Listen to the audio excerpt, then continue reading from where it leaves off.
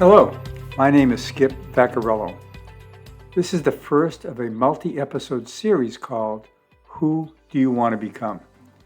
Today I will give you an overview of the series and specifically discuss the importance of establishing a personal vision statement, or what sometimes would be called your legacy.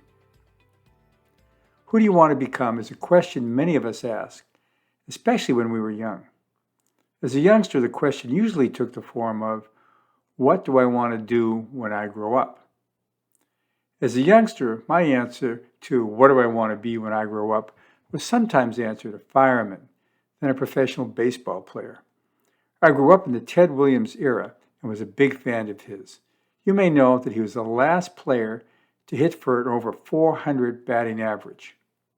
I tried to emulate his classic swing. So did many of my friends who met daily on the playground to play pickup games. Then my interest changed to basketball. I wanted to be a professional basketball player in the likeness of Bob Cousy of the Celtics. He had a classic behind-the-back pass that my friends and I also tried to emulate. In high school, I wanted to become a professional football player. My hero was Joe Bellino, a standout running back for Navy and a Heisman Trophy winner. After all, he grew up in Winchester, Massachusetts, a town close to where I lived, and he had an Italian last name like I have. Well, none of these became my profession. I wasn't that athletic.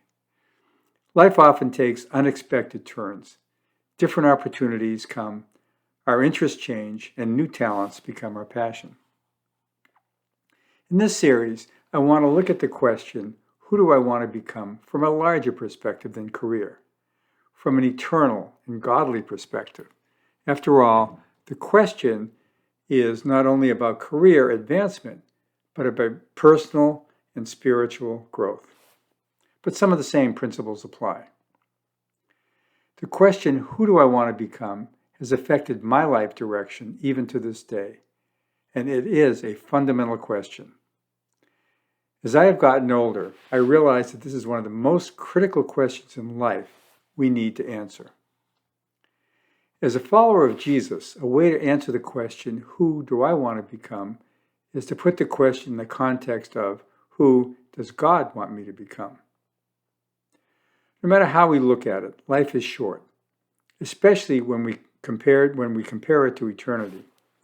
Whether we die at 5, 55, or 105, it is, to use an analogy, our life is like a drop of water in a vast ocean.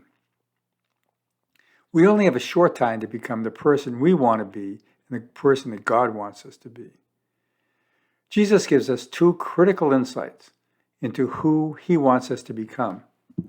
In Matthew 22, when asked what the greatest commandment is, Jesus answers, to love God with all your heart, soul, and mind, and to love our neighbor as yourself. That is, God wants us to love him and to love other people, which is at the core of who he wants us to become. The second insight comes from what's called the parable of the talents. A talent is a large sum of money. Some Bible translations use the term bags of gold. In the parable of the talents, the master gives 5 bags of gold to one servant, 2 bags to another, and 1 to a third. When the master returns, the servant with the 5 bags tells him he has invested the treasure and earned 5 more bags of gold. The servant given the 2 bags of gold put them to work and made 2 more. Jesus commends the 2 servants, saying, "Well done, good and faithful servant." The servant who received 1 bag of gold buried it due to fear of his master and returned it to the master.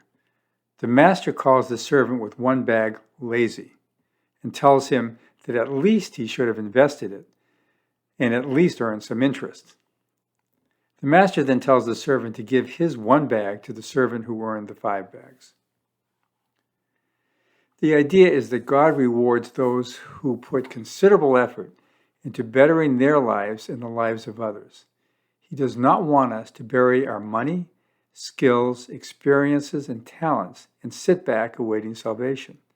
Instead, God commends us to use what we have, all our gifts and resources, to make the world a better place. God gives each of us different talents, experiences, resources, and wants us to invest them wisely to further His kingdom. And He wants us to love God and the people we interact with. To love God, we must get to know God better and develop a heart to love and care for the world and His people. In this series, I will offer suggestions on how we can become the people God wants us to become. The big idea is that we need to be intentional about how we become the person God wants us to be and the person that we want to be.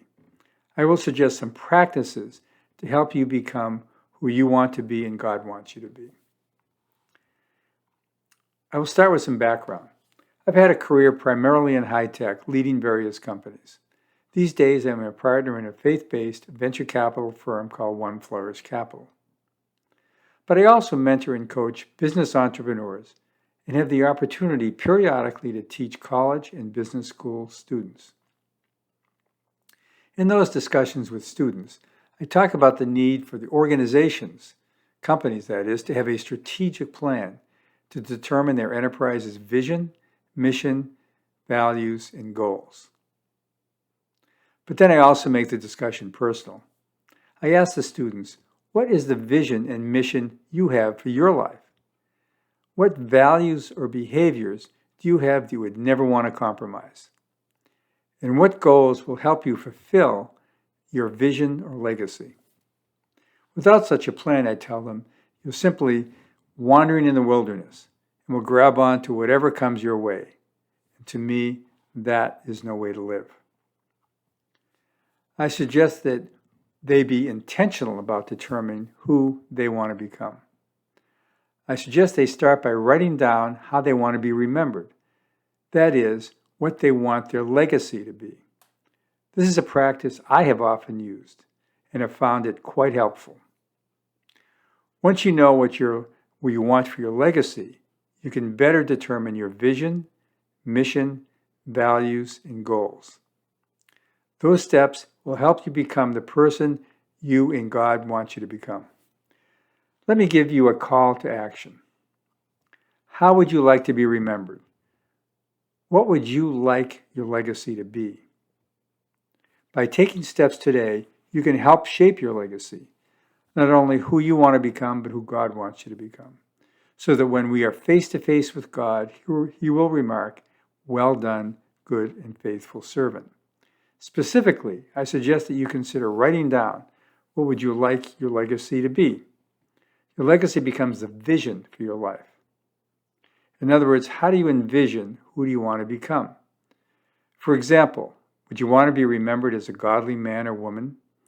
Or perhaps a person known for your love, generosity, compassion, patience, or some other attribute?